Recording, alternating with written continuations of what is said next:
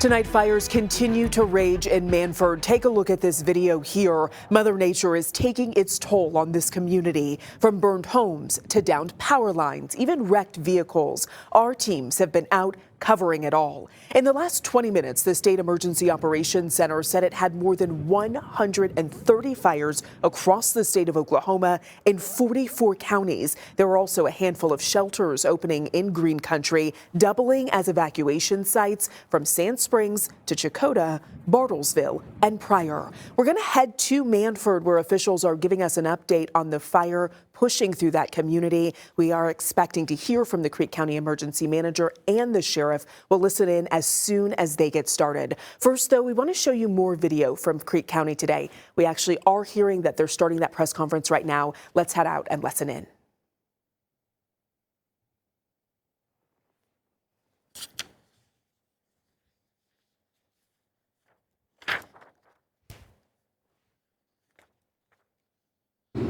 You ready?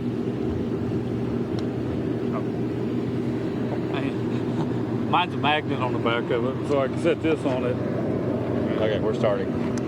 We're starting. Oh, we're starting. Well, good evening, everybody. We wanted to do a quick press conference on the fire here in Creek County. My name's Jacob Pilgrim. I'm the director of Creek County Emergency Management. Shortly after 1 p.m., we were dispatched to a fire around Highway 48 and 61st Street. Multiple fire departments throughout the whole county responded. It quickly progressed, and we started calling additional units. I know Rogers County Task Force is here, McIntosh County, Tulsa sent some help to us. So at this time, it is a very active scene still. We have evacuations in place for the city of Manford. We are sending those residents to Case Community Center in Sand Springs, where Red Cross has set up. They are on site there. We're just asking that all residents in this area, with these highways are still blocked off, we're asking everyone to please still evacuate the area so these fire crews can still work on this very active scene. We do have multiple structures that have been lost. It's pretty devastating for our citizens here at Creek County. So like I said, it's very active still, so we're still working on it. I've got Sheriff Bowling here with me and Commissioner Stevens from District 1. If they would like to speak on the securement of the scene, or if Commissioner Stevens would like to speak, I'm going to hand it over to them now. Thank you, Sheriff Bowling. Multiple agencies have assisted in this. We've had the Oklahoma Highway Patrol, Muskogee Nation Light Horse, our deputies, Grand River Dam Authority. So we've been able to shut down Highway 48 from 33 to 51 and assisted in evacuating a lot of the residents. We ask right now, please don't try to come in because it is active. As you can tell, the winds are still blowing, so there's a lot of risk out there. But we've made sure that we've been able to get people evacuated to safe places, and we're going to continue to have law enforcement presence out here so everybody will feel safe. Luke Stevens, Creek County Commissioner. It is ongoing, as he said, very active. A lot of firemen, a lot of these guys have been out here all day long. They're working, give them room when in the area. It's still really active out there, and so give them space to get things done. I know it's frustrating when you can't go down your road or you can't get to where you are. It's for your safety. We're not just blocking off because we don't want people in. It is all about the safety of each of the citizens and the firefighters and all of them. I have had Representative Hilbert and Senator Gullahire have reached out. They're being very active on the state side to get us reinforcements and to help us out on this. And so, but as he says, it's still active. We're still working to get it contained, get things where they need to be. So we just ask for your patience as we continue to battle this. Questions? Yeah. You say it's still active, but is it considered contained maybe, or is it totally out of control? We're not going to, it is not contained. As of right now, with the latest briefing that we've had, the fire is still south of Highway 51. 51 Highway in Manford has acted as a pretty good fire break for us as of now. But the winds are supposed to shift and come more out of the west. So there's still active fire, and with the flanks of the fire, it can just become a new head of the fire. So, as we speak, there are still structures in danger. Do you feel like you have enough resources right now? We're still calling in resources. The command of the fire is working the best he can to give us what he needs, and here at the command center, we're trying to fulfill all those needs.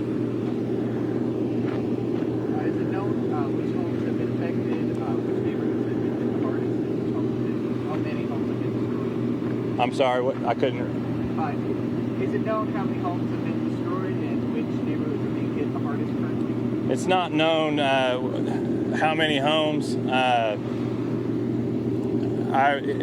We just have to. It's just too hard to tell right now. It's multiples, in the double digits, I would say.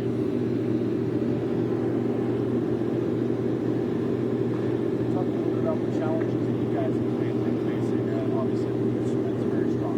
Yeah, the winds are just terrible. Humidity dropped below 10%. The firemen are just doing the best they can. There at the start, it was just full-on structure protection. At this phase, I believe they're starting to actually start working the fire to actually put it out instead of just getting to those structures. But it's still very active.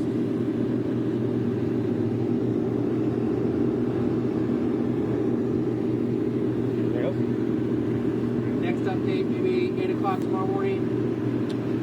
Yeah, we could do 8 a.m. After we work overnight and see where we're at. You guys set up here still? Yes, sir. Thank you, guys. Thank you. We were just listening to the emergency manager in Creek County, Jacob Pilgrim, giving us an update on the fire that is spreading rapidly through Manford. He tells us that fire crews have been out there since 1 o'clock this afternoon, more than 8 hours actively fighting this fire. They tell us it's near Highway 48 and 61st Street. He didn't give an exact number of how many homes were lost in this fire. He says at this point it's just too difficult to tell, but he does believe that it's in the double digits, dozens of people losing their homes in that fire this evening. They tell us it is still an active fire. They are actively working to put out the flames. One small piece of good news, they say, Highway 51 seems to be a fire break for them. They say that everything seems to be south of Highway 51 at this point, but as those winds change, that information can change as well. 2 News Oklahoma's Brody Myers was out there listening to that press conference. We heard him asking questions as well. We'll check back in with him coming up in just a couple of minutes to give us more details on what we just heard from officials. We do want to show you, though, some more video from Creek County. This is where most of the devastation is this evening. This is a home that caught fire earlier today, one of the dozens of homes that were lost in this community. 2 News Oklahoma's Steph Manchin has been in Manford all day long. She told us that fire destroyed that home in just about 15 minutes. These winds are moving so quickly. Steph, you've seen everything today, from evacuations to flames racing through town. Tell me how things are evolving this evening. Yeah, Naomi, it's been a whirlwind of a day, but the good news is the winds are starting to die down. We've done a lot of our live shots from right off of State Highway 51, where a lot of the fire, as they were talking about, those officials talking about it being a fire bridge, a lot of the fire, though, has moved through this area. Luckily, hasn't moved over to where we are and jumped the street, but started up there and has kind of just moved its way down the hill. Things are looking to be contained, but of course, as the wind continues to move those embers, things continue to catch on fire, and there's more things for these firefighters to try to battle. And as they were talking about, so many crews out, they've been working for close to 9 hours, which I feel for them. It's got to be exhausting, and it's been a long day, and they're breathing in all this smoke. We also talked to some of those residents. One woman told me she had moved away from town, moved back just a few weeks ago, lost her entire home, everything inside of it, her whole neighborhood caught on fire. We also talked with another resident who said this whole situation is all too familiar of 2012's wildfires here in Manford. I asked him how things differ from today to now. Here's what he had to say. The feeling's about the same. You know, it's scary. Yeah, it's a home. You know, there's things that can be rebuilt, but it's also people's livelihoods. And so anybody that has grown up in this community, has lived in this community, has been a part of this community, they probably knows what that feels like. And so you feel for them. And then you feel for everybody that's out here working working the fire and putting their lives at danger, trying to help everybody else. I mean, that message couldn't be truer. We feel for all of the people that are being impacted by the fires here. We feel for the people that are fighting them. As we saw so many different communities coming to help, Muskogee, Jinx, all these different emergency crews trying to help contain Manford's wildfires. We'll continue to bring you updates as things evolve. Hopefully, as these winds start to die down, things will start to slow down, but we'll continue to bring you updates from that press conference. For now, Steph Manchin, 2 News Oklahoma, tossing it back to you, Naomi. Steph, thank you. And like we just heard at that press conference, more than half a dozen agencies rushed into Manford to help put out those fires in that area. And Steph just told us this isn't the first time Manford has faced destructive fires. If you're a longtime Oklahoman, you likely remember that massive wildfire in 2012. Wildfires that year changed the lives of people who live in that community forever. Around 400 homes and businesses were burned to the ground. Now, 13 years later, neighbors are once again faced with devastating fires. 2 News Oklahoma's Clifton Haskin talked with one woman last night. She watched Manford burn in 2012. She was really concerned heading into today as well. It was pretty terrifying not knowing if you're going to come home to have a home. You know, everything you'd ever worked for, you know, burned to the ground. And we are still waiting to get the latest numbers of how many homes were damaged. Fire officials telling us at this point that it is at least in the double digits this evening. Until everything is put out, of course, we won't know the extent of the damage. Fires all across Okmulgee County are taxing firefighters from multiple departments, and at least one home is still threatened at this hour. 2 News anchor Erin Christie has the latest as the fight to save home continues in that area. One of the larger fires was northwest of Beggs at a place called Jameson Ranch. They are still working at this hour to put that fire out. I spoke with the homeowner via text. She told me 7 different crews are out there, including her grandson, who is a volunteer firefighter. They are hoping to have that fire contained soon. Across the county, multiple fires popped up, especially in the later afternoon. Fortunately, many were smaller than some of the surrounding counties, and they were put out quickly. This fire at 180 Road in Grimes, we saw neighbors and families helping each other water their lawn and pour water on their lawns so it wouldn't reach their homes. I talked to Ed Lee. Part of his pasture burned. Jumped the road down there and got over into my pasture, but fortunately I didn't have any livestock on that side, and again they were able to get it put out before it continued to go on into the heavier timber. So my hat's off to the Beggs Fire Department. They've done a great job. Fortunately, no homes have been lost. We will continue to keep you updated on that fire near Jameson Ranch. In Okmulgee, Erin Christie, 2 News Oklahoma. Still keeping an eye on the hot spots that we are seeing across parts of northeast Oklahoma and into central Oklahoma as well. As we look at the infrared satellite imagery, you can see those white spotches there, or white blotches to the east of, or to the west of Tulsa, excuse me. These that are not moving, those are the hot spots that we're seeing from the fires. And of course, we've got the fires down here north of Oklahoma City near Guthrie, back near Stillwater. And here's the one near Manford, also one here in eastern portions of Pawnee County, and a few other fires up into Osage as well. We have Mark Folta. He has been in Manford. And Mark, we've got your position here on the southwest side of Manford, and we've got your shot up as well. You've had a busy evening. What are you seeing, and what have you seen so far this evening?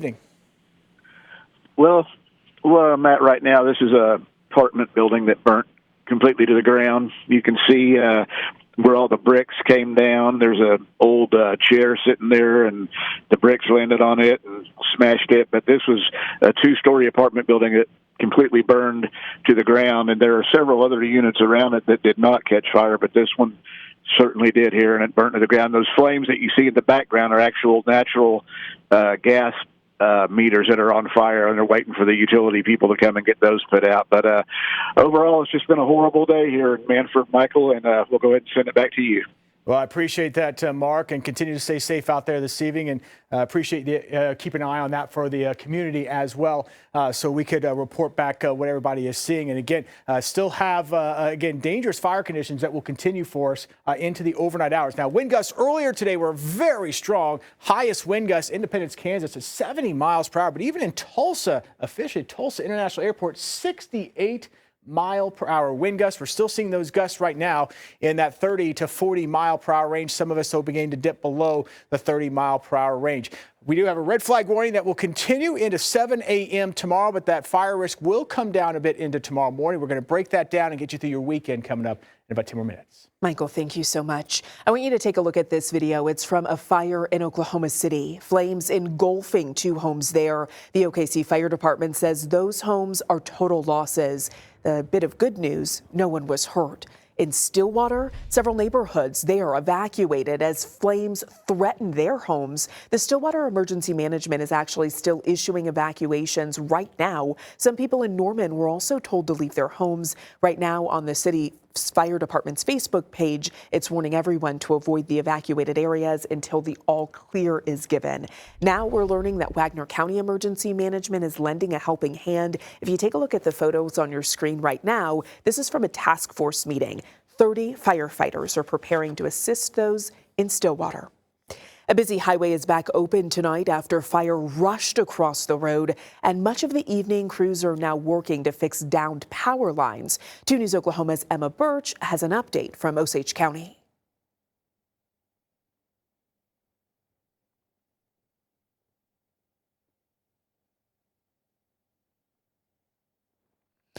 We will check back in with Emma later. We're having a bit of difficulty with her story this evening. She does say, though, that that highway is back open tonight. Those commanding winds today are doing more than just spreading flames across the state. Several power lines toppled, causing tens of thousands of power outages across the state. Tonight, PSO and OG&E crews are hard at work getting the power turned back on. These are some of the downed power lines in the Broken Arrow area. In the last 30 minutes I checked, we saw about 8,000 outages in the Tulsa area. It's down from more than 15,000 in the Tulsa area from earlier in the day. We did just get some statewide numbers as well. At its peak, there were 77,000 people across the state who were in the dark today. There's around 40,000 across the state right now.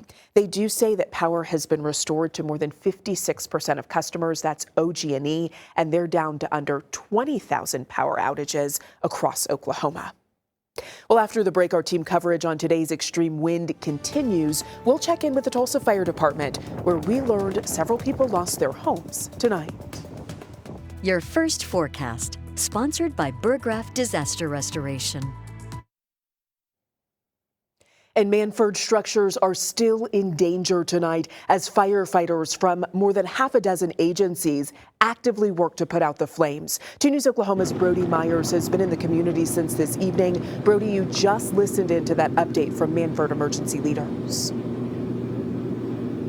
Yes, Naomi, and now I'm here with District 2, Creek County Commissioner Zach Moore. Yes, sir. Zach, we were talking off air. This came right to your front porch. It did. You don't stop this kind of fire. You just kind of control what you can control and push it around, and it did. It's right on the front porch, but we're good. My house is good anyway. What would you say is kind of the attack plan for first responders right now?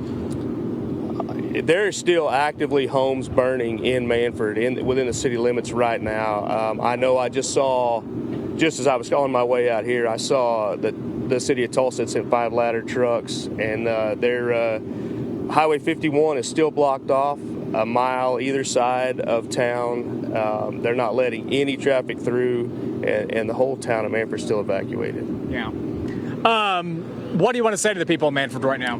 I mean, you just got to say, I mean, these people in this area, the 2012 fires, it's just people really panic around here, and rightfully so. They panic with smoke, and I mean, this is big. I mean, our hearts go out to them for sure. It's just a bad situation, and I'm sure daylight in the morning will bring more devastation. I mean, to be honest. Yeah. Can't say anything more than that. Commissioner, thank you very much for your time. Appreciate it. I'm Brody Myers here at the Creek County Command Center, and we'll send it back to you, Naomi. Brody, thank you. We want to head back out now to Osage County. That's where 2 News Oklahoma's Emma Birch has been reporting from all day long. I'm 2 News Oklahoma's Emma Birch, just west here of Pawhuska, where behind me you can see electrical crews trying to repair down power lines. I have counted at least 4 or 5 that are either busted in half or have fallen down, and crews have been here for well over an hour trying to pick these poles up and repair them as best they can. We have seen a few move down a little further west to get down there. So far there are about 90 power outages here around Pawhuska, which is a good news. There were a little bit over 100 a few hours ago, so now the numbers have gone down with these crews working. The fire has gone down here in Pawhuska as well. I don't see as many flames around me, which is always great news. Reporting in Pawhuska, I'm Emma Birch, 2 News Oklahoma. And right here in the city of Tulsa, we have not escaped the winds. The fire department beefed up their staffing to keep families safe. Unfortunately, we know at least 1 home was a total loss near Apache and Sheridan. 2 News Oklahoma's Douglas Braff has a look. Among the properties devastated by Friday's fires is this family's home near Apache and Sheridan in Tulsa. I'm 2 News Oklahoma's Douglas Braff, and even though the sirens and the fires have died down, the wind keeps blowing and making the metal clank on what used to be this family's home. Here's a look at the scene as it was happening in the daylight. When firefighters arrived on scene Friday afternoon, the commanding officer tells me the house was fully involved. The winds were pushing the flames north toward another house and a business. With the fire now completely stopped, I'm told the home is beyond repair. Here's what Brett Sinkbull tells me about the high winds playing a role. We did the best that we could with what we had. The high winds were definitely playing a factor into it. Just had too much of a head start on us for us to save the original structure. At that point, our priority was saving other structures and keeping the scene from expanding. Fortunately, he tells me the family living here all got out safely with no injuries to report. As for the cause of the fire, that's being investigated right now. In Tulsa, Douglas Braff, 2 News, Oklahoma.